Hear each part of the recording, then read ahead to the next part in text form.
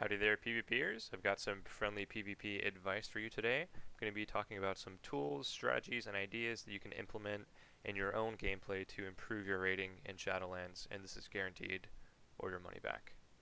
Not really, there's no money involved in this transaction, but I've learned a ton over the course of my years of PvP. We achieved rank 1 this season, and I'm not even a great player, so if I could do it, you can too, and I will share my ideas and thoughts on how that can become reality. I've made this video with the help of some other players, and I've reached out to tournament players, top level PvPers, and asked them, what did you do to get better? How do you make that transition from just being an average gladiator player to being a rank 1 player? Or how did you go from 1800 to gladiator, etc., etc. So let's jump into it right away. So before we even talk about gameplay, let's just start off with the basics, the fundamentals. Get the right gear and talents, make sure that you have the right stats, armor the top players, see what they're prioritizing, get exactly what you need to succeed so you don't put yourself at a disadvantage. This is a tough pill to swallow for most PvPers, myself included. I refused to PvE for most of the expansion. I didn't do a single Mythic Plus until the last season of BFA, and I decided that I wasn't going to be able to get high rated if I didn't have gear.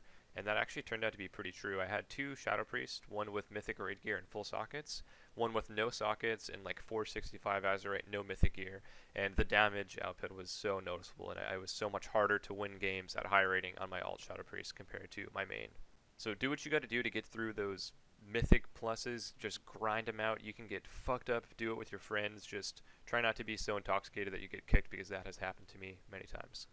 And also, like, bashing your PvE buttons and your damage rotation can actually help you in PvP. Some of the best players actually try so hard to min-max their damage, and the best PvEers also do this. To get the best parses, they are pressing the most optimal damage rotations, and they're understanding the way their class works and how to maximize their buffs to increase their damage. This last one is kind of straightforward. Just understand your talents, know what is better versus certain matchups. For example, if you're playing a Warlock and you're playing at some melee cleave, you might not want to run Nether Ward if there's no magical kicks or interrupts. You won't need it. If you're playing against like Warrior Rogue, just take another talent that is more suitable to you. You can pick this up just by watching streams and figuring out what they're swapping out each game. Speaking of streamers, I reached out to some of the top streamers and players such as Waz, Peekaboo, Zaryu. I just kind of typed in their chat and said, what do you recommend people do to improve their arena rating? They all had different responses, but this was in each and every answer. They said you have to play to know your class. You have to play as many games as possible to get comfortable, to have that muscle memory, that just the mechanical skills to do what you need to do in basic situations. So if you're not very comfortable with Arena and you're new to it, you need to not worry about your rating at all and just play the game to play it to get the basics down.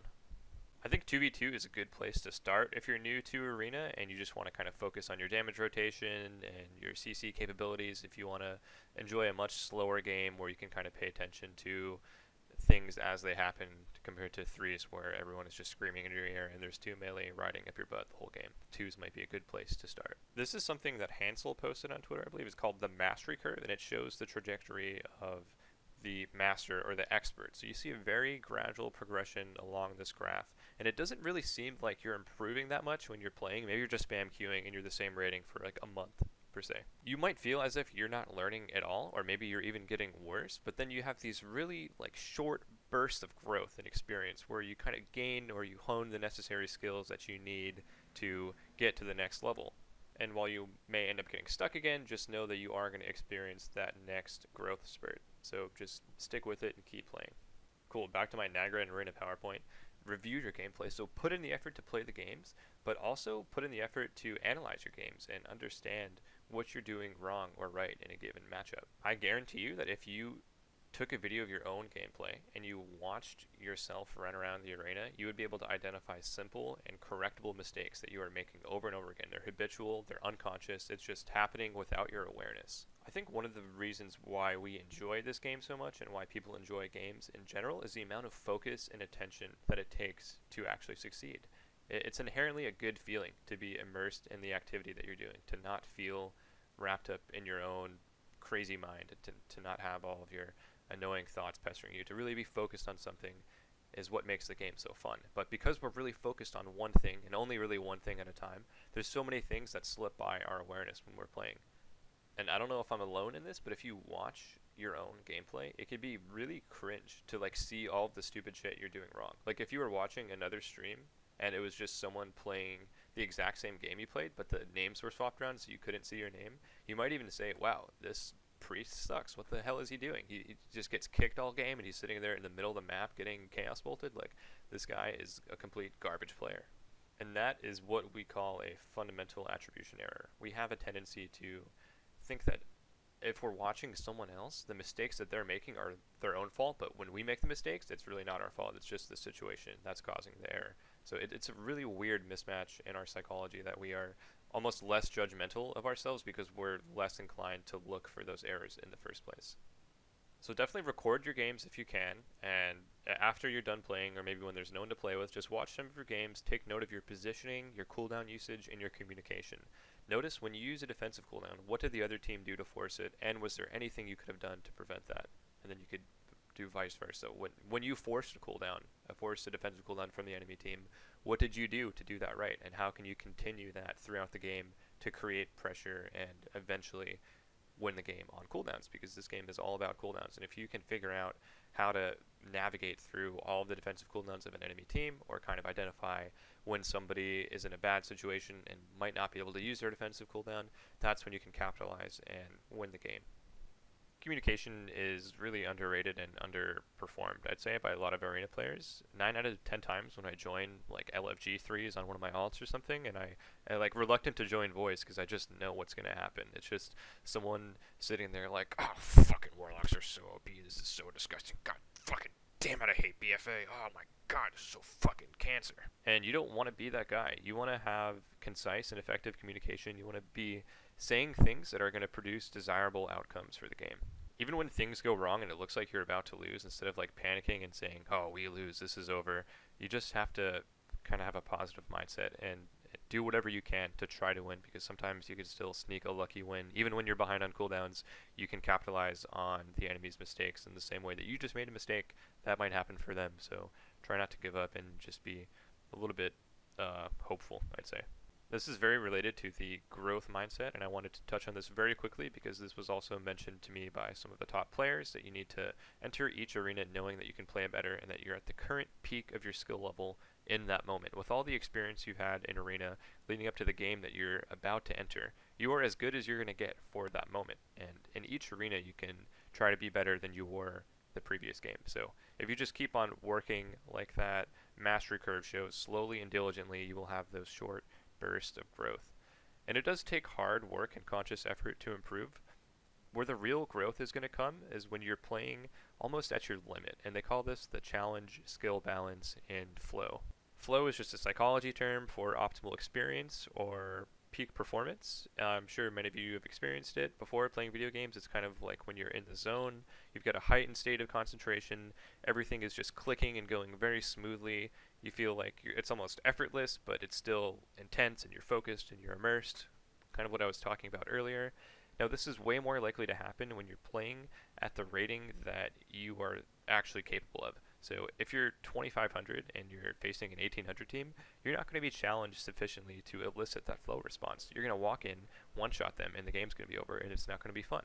Likewise, if you're 1800 and you face a 3K team, you will be challenged way too much, and you won't get to that level where someone is like pushing you so hard that you need to push back with all you've got to actually get to the next level. Speaking of getting to the next level, if you're already high rated and you're trying to really push your limits and improve your rating to that final step, networking is going to be your biggest tool. And I haven't really ranked any of these pieces of advice in order, but if I could, I would say networking is probably the most important thing you could do to really give yourself a boost. So to do this, you need to have social skills and make friends, which seems very difficult for a lot of PvPers. I get all these messages every time I play an arena. I say nothing to these people. I beat them and they start spitting on me and like emoting me, and I get all these crazy messages, and I just think that is the worst way to establish your reputation as a player. Evolutionarily, if you're trying to be a contributing member of the tribe and you want to climb up the ranks, you don't just start talking shit to everyone when they're like outperforming you.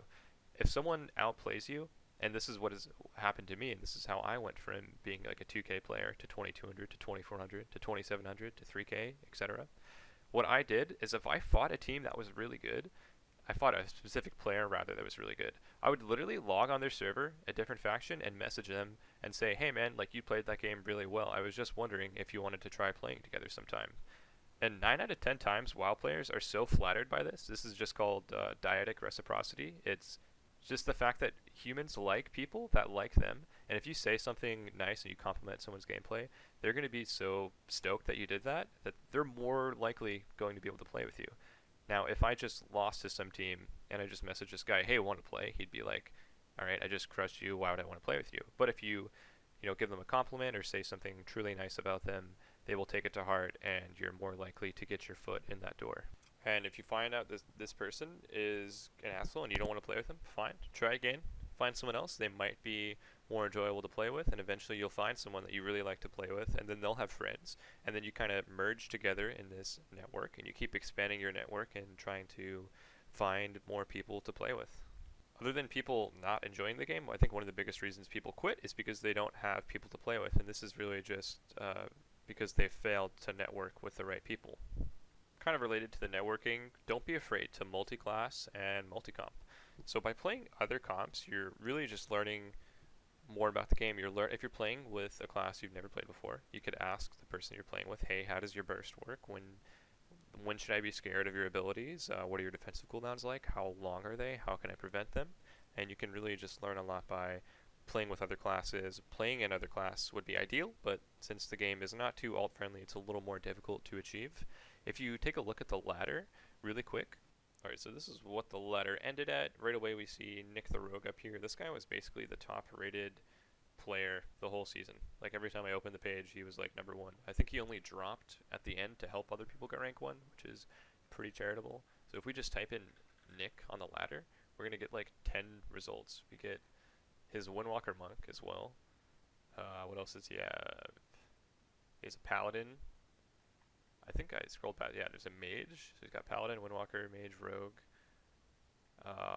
Warrior, and then he's got another Rogue right here. So that's 6 out of 100 spots. The first page, he took 6 spots for rank 1 because he's able to play so many classes and know what's going on in the game. The same goes for his healer, Korlik, and Jamili. They all know how to play multiple classes. They're really high-end players in all of them, and it gives them, I think, a competitive edge. So we might see them doing better in tournaments compared to other teams that cannot play more than one class. There's a ton of other examples. You have Prev as a Boomkin up here, one of the highest rated players on a class that frankly wasn't even that good. He also got rank 1 on a Shadow Priest. I myself played Mage to really high ratings, didn't get rank 1 on it this season, but I also didn't have gear. I've been super high rated on it before, and I think that gives me an edge playing against mages as a Shadow Priest. I kind of know what they want to do in every situation, and I fought all these other mages on the ladder, so I kind of know how they play and what to expect. So if you can, try to play alts, even if it's not going to get geared out and not going to be your highest rated character, it's still good to expand your knowledge of the game. Lastly, you just want to make sure your keybinds are fluid, meaning that they're close together, easy to press when you need them. You want to be able to have quick reactions to press a defensive cooldown like Ice Block or Dispersion, Cloak of Shadows. You want to have that stuff within reach when you need to. It's also good if you're multi-classing to make all of your defensives kind of like the similar keybind.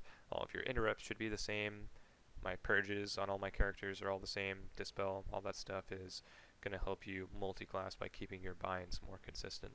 Now I also have keybinds for targeting Arena 123, putting Arena 123 on focus, and then all of my CCs for Arena 123.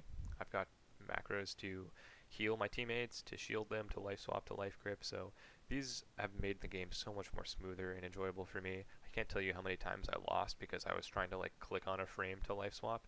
It's better to just have that fast bind to get it off right away. Now a lot of people don't actually use these and they still succeed, so you don't have to make these macros, but if you're able to create them and make room for them and put the time into learning them, I guarantee you're going to find them more enjoyable to play with. It benefited me a lot when I was moving from like the 1800 to 2200 range. Alright, that'll do it for this video. If you've got any other tips or feedback for other people trying to gain arena rating, be sure to drop that in the comments and we'd love to hear it. Thanks so much for watching.